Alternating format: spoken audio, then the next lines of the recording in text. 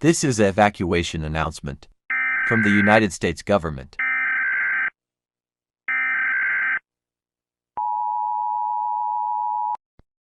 Just yesterday, a boy named Samuel Marin Walsh went completely missing. A black figure was spotted near the place where he went missing at 1 o'clock a.m. EST. We don't know what is happening. The investigation is ongoing. www.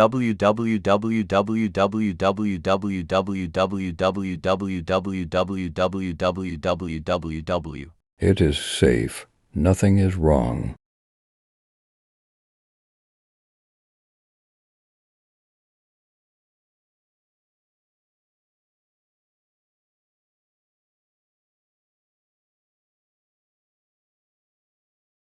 Lock all windows and doors, and these weapons might protect you. Gun, knife, and more. U.S. military are guiding people to evacuation centers. If you are watching this, please turn off your TV and wait for military. Thank you for listening to this broadcast. Newly updates will be broadcasted.